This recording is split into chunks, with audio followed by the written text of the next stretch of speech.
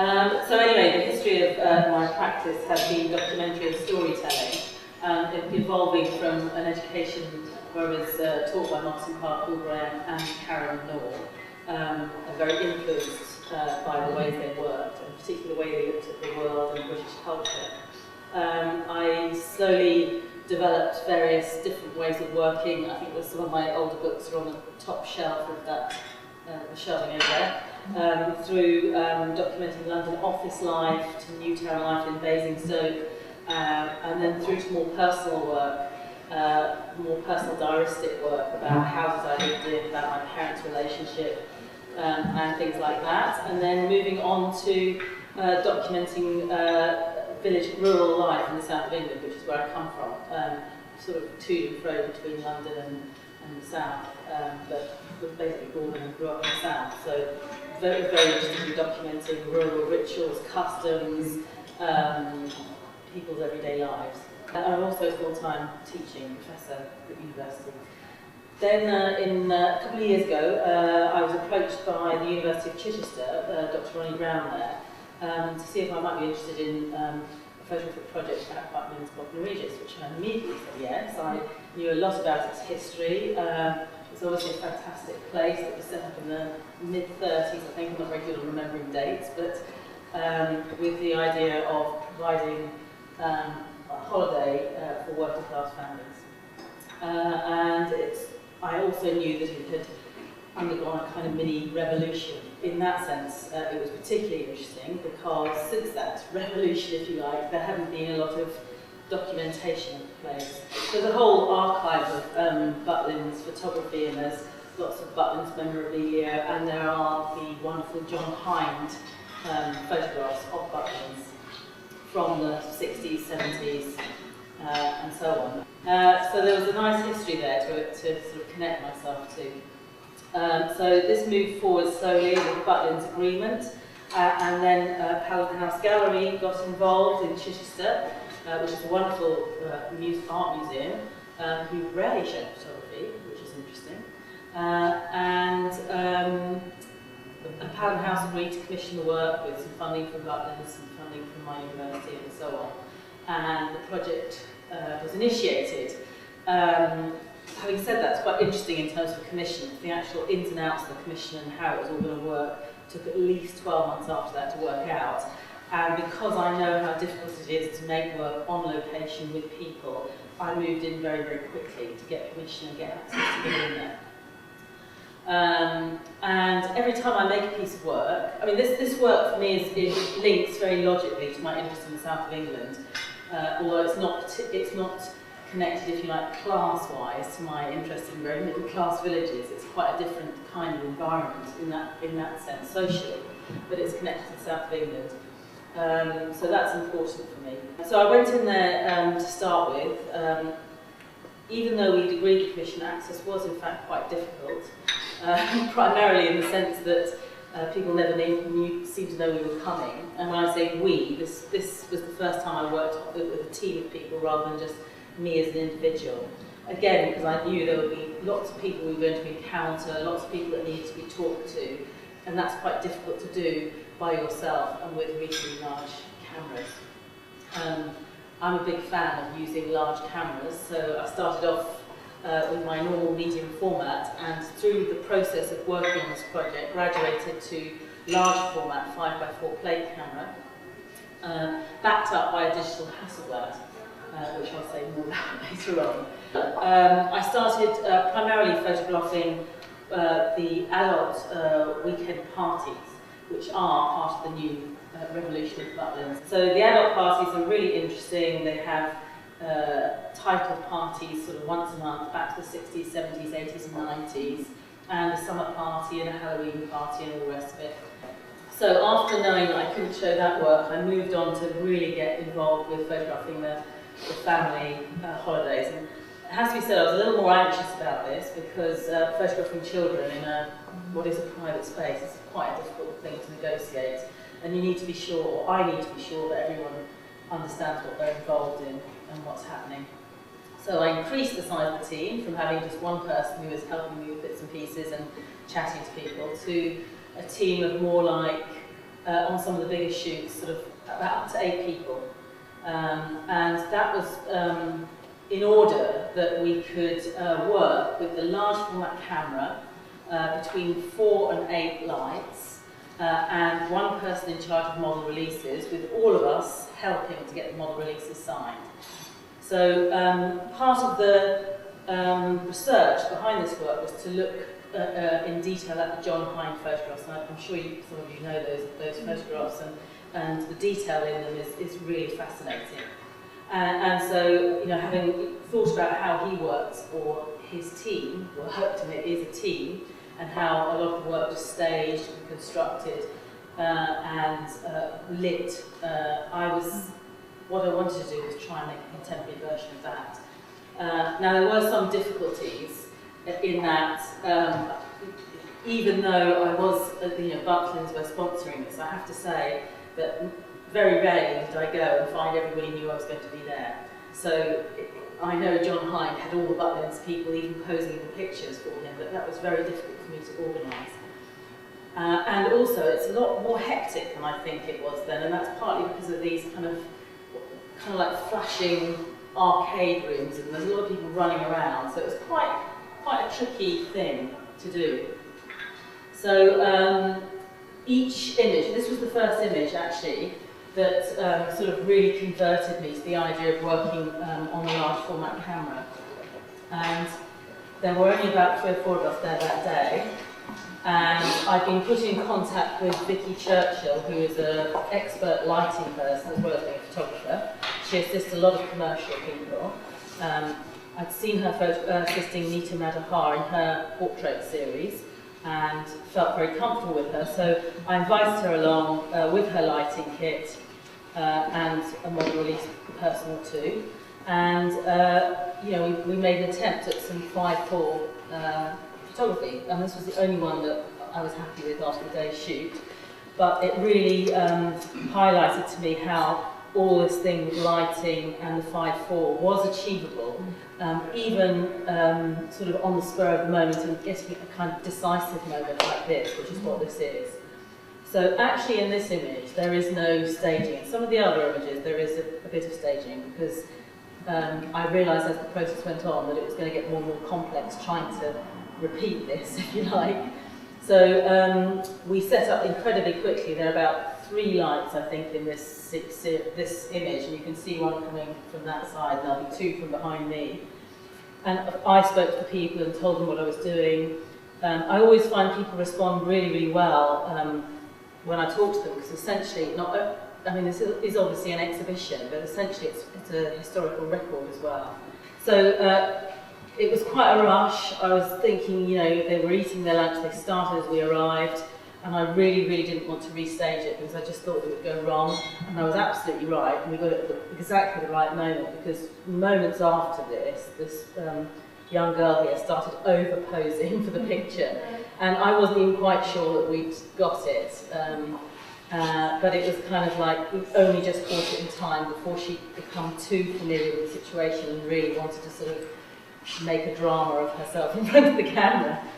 So that was fantastic. And then we had other situations like this one in the green shot behind, where this is a massive room, and I'm sort of talking about technical details, because people have been quite fascinated by the technical details. And the other thing that happened in Chichester, which I realised was connected to the fact that I don't think they have had a large-scale colour photography show, is people didn't actually recognise them as photographs. So we had a few comments in the book saying nice paintings. People were asking what they were a lot of the time. So that was, again, there's a lot of light. I think there are 6 lights in here, including 1 or 2 behind here, which you can just see one just there. And people were changing. We were all the time. The environment was changing, so I had to keep going in and talking to new people who'd come in. And also because there was the shutter speed was so slow, I actually had to shout freeze, which is something that John Hind had to do with his photographs as well. People in his photos, sometimes they had to stay still for 4 seconds, right? But I mean, this wasn't quite that bad. It was about a quarter of a second. But you can see here the guy who's taking the shot was obviously so important to take the shot that he definitely couldn't freeze. This was a point where I realised actually that there was one of the lights was coming in the side and it's being photoshopped out. So I kind of brought that in because I then started thinking about this whole thing about construction and the levels of construction that are going on in documentary photography. A lot of my work I've been concerned about both construction, the mix of fiction and reality, and also the relationship between the photographer and their subject in varying different degrees in different projects. And then on other shoots where eventually Vicky persuaded me to bring the digital Hasselblad along that she hired and knew how to operate, so showed me what to do with it, because the 5:4 film is so expensive, and with all these people moving around the frames all the time, I'd be shooting between 4 and 8 frames, and then sometimes maybe not getting a shot that I was happy with. So that she said, bring the Hasselblad, and then you've got the backup. So at least 4 or 5 of these images are shot on the digital Hasselblad when the 5:4 didn't make it. And then on top of that, when I wasn't happy with anything from the Hasselblad or the 5:4, I decided that I would actually join a few frames together. And for me, that was a kind of interesting journey where you'd never know which images they were. And the other thing, is the way these are printed. They're shot on film primarily, then they're scanned and they're printed as digital light jets, but they come out on photographic paper. So there has been some digitisation, some little bit of manipulation in the process that is not dissimilar to analog printing necessarily, but is actually kind of a simpler way around of getting what you want quite quickly. In this image, I spent 2 years asking to get in the swimming pool. I couldn't even get in the foyer of the swimming pool. And it's not, contrary to what you might imagine, you think, oh, if it's dangerous lights and all the rest of it. No, it's because you can't photograph people in swimming pools anymore, especially not on private property. So, in a moment of exasperation right near the end of the project, I think it was this woman here is Tracy McKieran. She's one of the assistants. She was in charge of model releasing. She had a history of marketing. She's an MFA student, MA student at LCC, and she lived in the area. And she suddenly said, I'll just bring all my friends. So, yes, and they let us in with her friends, which is quite a strange idea. People are in their swimming suits and it's supposed to be Children. more sexual? Okay. Children. Okay. Problem with children. Right. Which is why, I don't know if you've seen there's a John Ryan picture of you used to be able to watch people from underwater in the Butlins pools, but they've got rid of all that. So, they're not actors, but they are friends of Tracy, who was one of the assistants. And it was still incredibly dangerous. I mean, we were there with lights and wires and all sorts of things. And this is the first time in this print and the print over there, the yellow print, that I've actually got work printed this size. And not all the images necessarily should be blown up that size. I chose those 2 specifically, and there are a few others that would also work. But I'm really interested, I've always been interested as well in this sort of illusion that you can create with scale.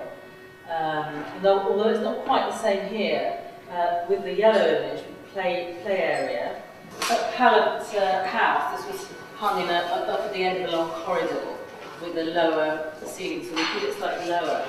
And a child tried to get into it. So thought it was a room. So this whole thing of the kind of illusion that one can create with scale, I find really quite fascinating. And I suppose one of the things that happens when you do a commission is that you start thinking about new ways of working, and this is something I want to think about and take on to the next body of work that I develop, is this whole thing of working with a sort of lighting team, almost like a film set, making high quality images that can blow up incredibly large and create an illusion of a space that almost feels sort of slightly hyper-real. Did you bring saturation? Very slightly, but so you can't. well, some of them are negatives and some of them are digital, but that doesn't make a difference. The reason for the intensity is either the film is large format and the digital is very high resolution. I'm going to get it wrong if I say it, but I think it's 30 million pixels or something like that. Yeah. And we have poured a huge amount of light in here, a huge amount of power. So it's not, you know, if you take a photograph with a 35mm camera and a little flash on top, you can't get the power. Scooping it all in. And yeah, photography is all about light. So if the more light you put in, the more intensity, sharpness, and all the rest of it, you get that. Yeah, it just looks like, but that you said, you know, they're negative, so it looks like on the, you know, there's a saturation on Photoshop, which is so tempting to always. Well, I do hype them up a tiny bit, but not much, to be honest, not much at all. I might as well tell you this is actually one of the joined images. And it's actually joined 3 5x4 negatives. One of the reasons it ended up being joined, and I remember this was one point where Vicky was virtually tearing her hair out. There were a lot of sparkling lights going off around this Christmas tree. And if you have anything like anybody else letting off camera flashes or sparkling lights, all your flashes go off at the same time. So we couldn't control when the flash lighting was going off. So, and again, it's 5.4. I mean, I can't shoot 100 sheets of 5.4, it's not viable. So we had one shot here that was exposed correctly for above, but none of the bottom bit was any good. And then this family had moved in just after this family had moved, all these two had moved out. So that's true naked as well. For some crazy reason, no one would let the lighting crew into the Santa's Wonderland. And I really knew it needed to be photographed. So I just went in there with my 6.7 camera and portable flash. And actually the negative is incredibly dark around the edges because the flashes was just not powerful enough to cover that area in a way to match the brightness of all the others. So I had to do a lot of work on that afterwards, sort of in Photoshop and with the printer to make it actually come up bright enough, do you know what I mean? So it is kind of feasible with lesser light, but I mean you definitely get everything, you know, the vividness of the colour, which is something that really needed to be said about Butlins, because it's quite, I mean, it is a set of, it's like a set of stage sets joined together. Okay, so this bowling alley is joined onto the American Pool Hall, the green image over there. And you know, it's like one after the other. And so that's what I wanted to exaggerate, even with the outdoor pictures of the climbing wall and the race course and the accommodation, to sort of exaggerate this like theatrical set, which each little place, that's how each little place that we went into was. This one with wooden donkeys and the one over there which has got Thirsty at the top, that's when we had a lighting crew. And they actually set up the lights in a way, they were sort of fiddling around with lights, and they had lights from both sides.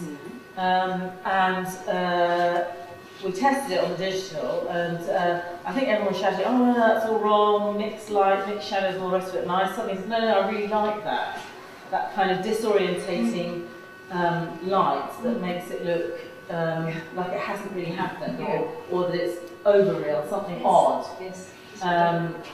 So again, that's something I sort of have discovered in the process, and that's another thing that I'd say was always important to me when I'm working, that I do try out new things or look at all the accidental shots, because that's when something new comes out that you haven't seen before.